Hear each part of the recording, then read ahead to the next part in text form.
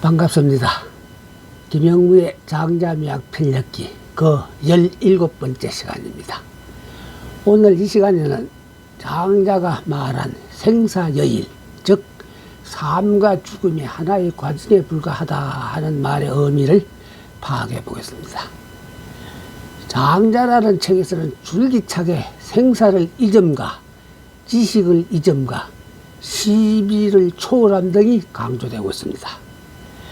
이전에 살펴본 것처럼 일찍이 장자가 제시한 개념, 즉 외천하, 외생, 외물 등의 그와 같은 의미가 내포되어 있었습니다. 이를테면 삶에 연연하거나 죽음을 두려워하거나 일상적인 관념에 얽매인다든가 사사건건 시시비비를 따지려 들면 절대로 도의 경지에 오를 수가 없다 하는 뜻이 아닐 수 없었습니다. 죽음의 문제는 곧 삶의 문제가 되기도 해서 이 지상의 모든 종교나 철학은 인간의 죽음을 어떻게 해석하느냐 하는 물음 앞에서 출발했다고도 볼 수 있을 것입니다. 그만큼 죽음이란 명제는 심각하고 엄중한 주제였습니다. 한마디로 장자의 사생관은 장자에 등장하는 노자의 입을 통해 다음과 같이 표현되어 있는데, 생사를 하나의 줄기로 여긴다 하는 뜻이 되었습니다. 노자가 말했다. 어찌 당신은 그로 하여금 죽음과 삶은 한 줄기요, 옳고 그름은 한 구름이란 것을 가르쳐 바로 잡아주지 못했소. 내 편 득충부. 그런데 장자 전편을 통해 곰곰이 살펴보면 장자의 사생관이란 이전에 거론된 물화사상 이외에도 다음과 같은 두 갈래의 관점 또한 발견할 수도 있습니다.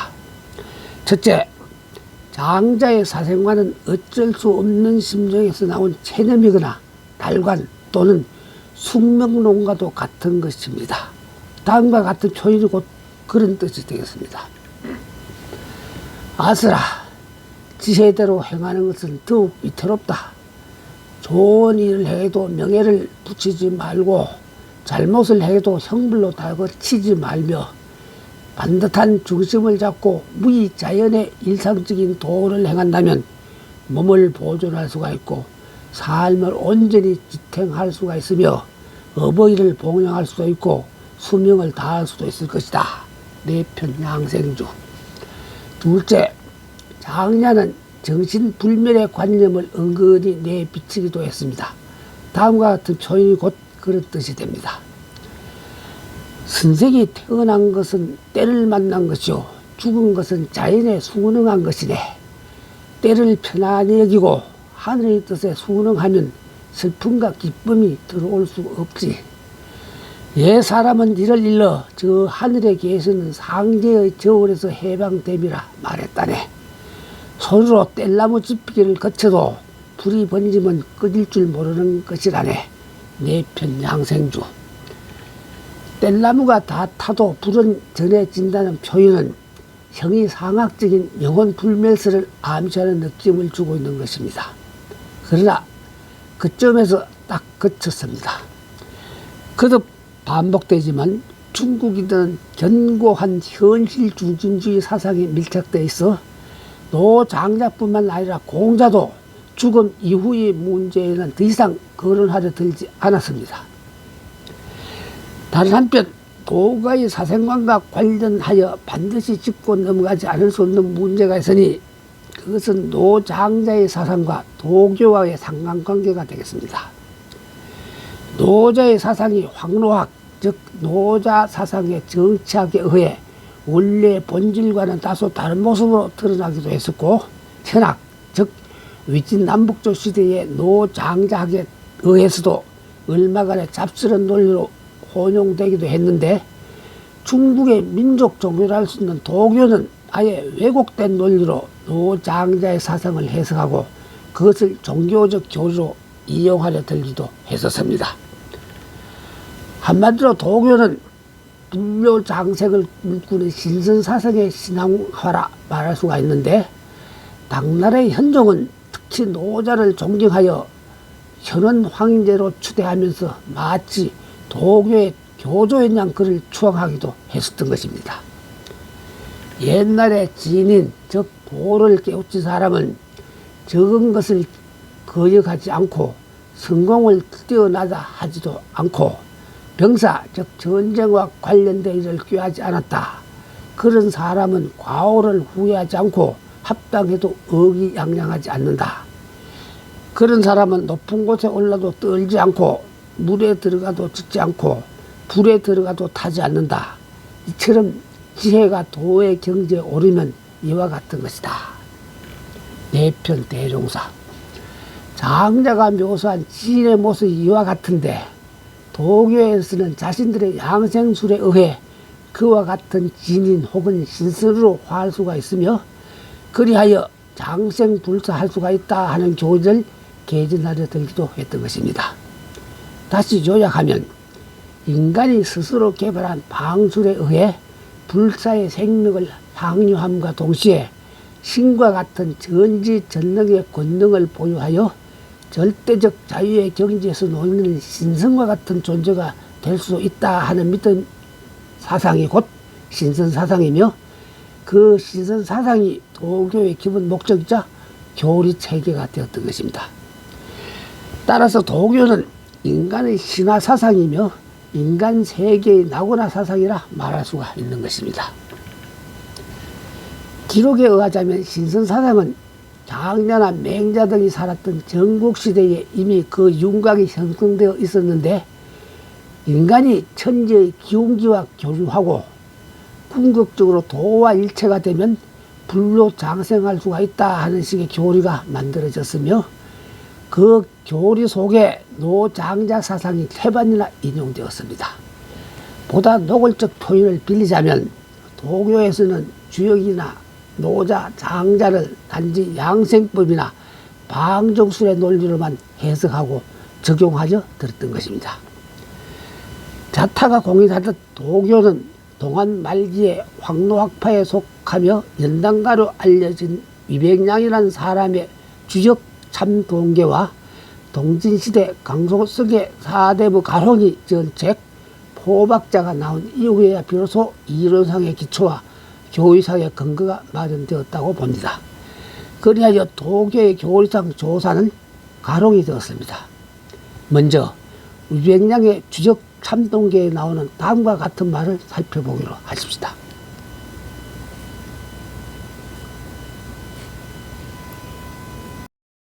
하늘 그는 강하고 땅 고는 부드러우니 짝을 지어서로 만난다.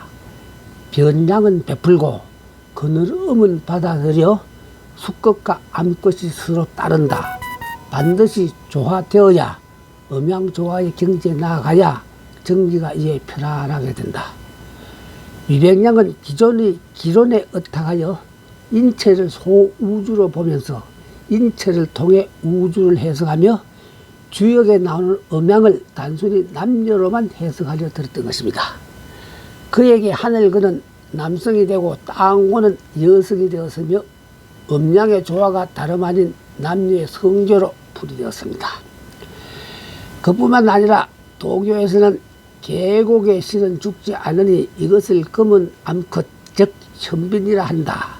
현빈의 입구 이것을 하늘과 땅의 근본이라 한다 하는 노자 6장을 해석함에 있어서도 이른바 장생법의 원리만을 적용했는가 하면 거기에서 태식이라는 호흡법과 도인법이라는 운동 형식도 창안해냈던 것입니다. 그리고 노자 6장에 나타나 있는 현빈의 입구를 여성의 음부로 해석하는 등 도교는 온통 성적 우주관 내지 성에 대한 원시적 숭배론에만 집착하여 들었습니다. 또 다른 예를 들자면 천하의 도가 행해지면 잘 달리는 빠른 말은 군마에서 되돌려 농사일에 쓰이게 되지만 천하의 도가 행해지지 않으면 군마가 도성 밖에 가까운 덜에 우월거리게 된다 하는 노자 46장을 해석함에 있어서도 달리는 말을 되돌린다 하는 표현을 성조시에 사정을 하지 않음으로 해석해서 환정본에 즉 정지를 뇌로 되돌려 장생불로의 약으로 삼을 수가 있다 하는 원리까지 만들어내기도 했던 것입니다. 이를테면 성교시에 사정을 하지 않으면 남성의 정자가 척추를 따라 위로 올라가는데 배꼽 밑에 단전에서 그 정자는 붉은색의 해와 누런색의 달로 변하고 그것이 척추를 따라 올라가 뇌의 이완점까지 도달한다고 보았던 것입니다. 그리하여 그 뇌의 이완점에서 합일된 해와 달은 최후로 형성된 전기의 형태, 즉 장생불사의 약으로 변한다고 보았던 것입니다. 물론 성교시에 사정을 하지 않음이 건강에 도움을 준다 하는 이론은 비과학적이라는 사실로 밝혀지기도 했습니다만, 그렇다고 주역이나 노자 속의 이른바 민속신화학에서 말하는 성적 주제란 가당치 않다고 볼 수만은 없는 일이라 했습니다만, 문제는 도교가 노장자 사상을 저희 입맛대로 성적인 것으로만 받아들이고 억지 논리로 차용한 점에 있었던 것입니다. 문화 인류학의 방법으로 노자 철학 속에 숨겨진 섹스의 상징적 이미지를 밝혀 노자와 성이란 저것을 펴낸 바 있는 학자 소벽이 지적한 것처럼 도교는 물론이고 많은 중국의 의료계 내지 기공가, 즉 기를 다스리는 전문가들이 노장자 사상에 지니고 있는 정도가 매우 큰 함축성, 보편성 내지 생명성 또는 수많은 숭배의식과 생명 존중의 심층적인 의미 등을 제대로 파악하지도 못했던 것입니다. 종교적 사상은 합리적인 논리를 뛰어넘는 초월적 논리까지 수용하지 않을 수가 없다 하는 사실을 모르고 하는 말은 아니랍니다.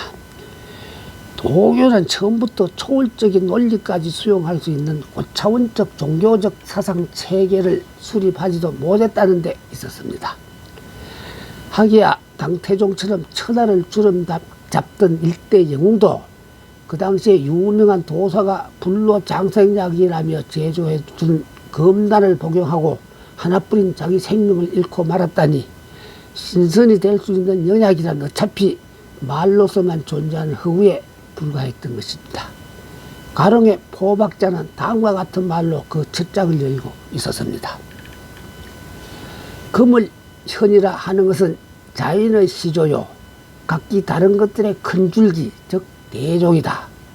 깊은 곳은 작고 작아 미시하다고 칭하고 그 먼 곳은 대단히 아득하여 미묘하다고 이끌는다.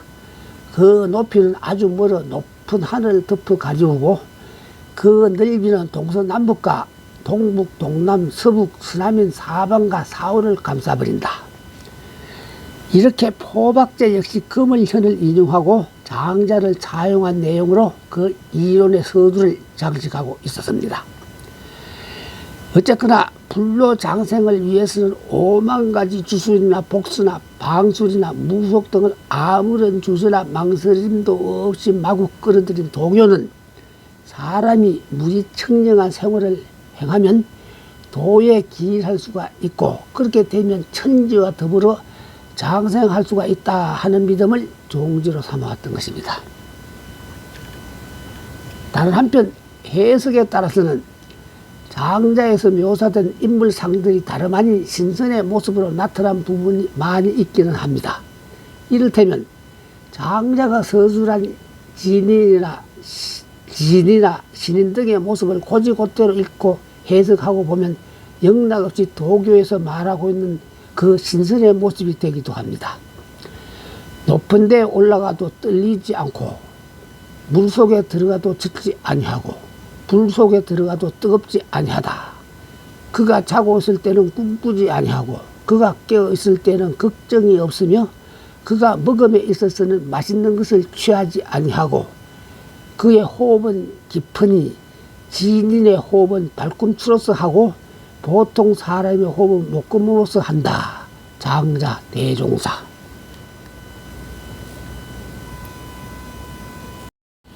먼 고사산에 신인이 살고 있으니 피부는 빙슬과 같고 나긋나긋하기는 처녀와 같으며 오곡을 먹지 아니하고 바람을 호흡하고 이슬을 마시며 구름과 대기를 타고 나는 용을 몰아타고 세상 밖에서 노린다. 내 편 소요유. 이제 여기서 분명히 해야 할 것 같군요. 이를테면 노자나 장자는 인위적인 세속에서의 초월 의지를 표현한 철학적 사상가들이지 도교에서 말하듯 불로 장생이나 꿈꾸던 몽상가의 이유를 내세운 인물들은 결코 아니었던 것입니다. 노장자의 양생이란 한마디로 스스로 그러함인 자연에 맡기고 심지어는 양생과 관련된 욕망 따위마저 군더더기나 다를 바 없다 하는 식이었습니다. 만약 양생의 욕망이 있다면 인간은 자신의 몸을 강건하게 만들 것이니 그것은 노장자가 반대하는 생활의 향락만을 탐구하는 꼴이 되기도 할 테죠. 도가에서 말하는 죽음이란 기운기에 흩어짐이 되거나 단지 자연의 뿌리로 되돌아감에 불과한 것으로 그 밖에는 하등의 의미 부여를 하려 던 적이 없었습니다. 그렇다면 장자에 나오는 진인이나 진이나 선인 등의 모습은 과연 어떻게 해석하면 좋단 말이 될까요? 간단히 말해서 장자가 묘사한 진인이나 신인, 진 등의 모습은 요즘 말로 표현하자면 인간 내면에 존재하는 영성 또는 신성을 되찾음으로 신격화를 이룬 인물들이라 볼 수 있을 것입니다. 영성 혹은 신성을 찾아갈 수 있는 동력이 곧 정기 혹은 정기가 됩니다. 다시 말하면 장자가 피력한 초월 의지의 궁극적인 형상이 바로 진인이며 신인이며 진이었습니다. 요약하자면 도가는 삶이나 죽음이 한결같다는 생사이례의 논리로서 죽음 또한 자연의 한 흐름에 불과한 도로서 삶처럼 받아들여야 한다는 사상을 개진했을 뿐 도교처럼 삶을 연장시켜 보겠다는 억지 논리이자 인위적이고 자기적인 방출 따위에 관심을 기울일 턱이 없었던 것입니다. 잠깐만요. 도교 관련 자료들을 다소 장황하게 인용한 것 같은데 국내의 저명한 박사급 교수들이 도교와 노장자의 도가를 동일한 사상 체계로 여기고 쓴 글들을 수차례 읽어보게 되어 내가 충격을 받은 적이 있기 때문이었습니다. 그와 비슷한 예로 불교 사상의 첫 글자도 모르면서 불교는 허무주의라네 우상숭배 사교라네 하고 불교를 비난하는 자칭 지성인들의 뻔뻔함을 지켜본 적도 한두 번이 아니었답니다. 그래서 평소에 나는 그들한테 제발 좀 뭘 알고 비판이나 비난을 하란 말을 던지고 싶었던 것입니다. 생사여일이란 노장자의 미학적 사상을 이해하고 살펴보자면 동양화에 속하는 인물화에는 비극적 그늘보다는 코믹하거나 익살적 표정들이 많은 것 같았습니다. 시청자 여러분 어떻게 느꼈는지 모르겠습니다만은 시청해 주셔서 감사합니다. 다음 이 시간에는 운장동유, 즉 운장이 동쪽에서 노니는 까닭에 관한 고찰을 해보기로 하겠습니다.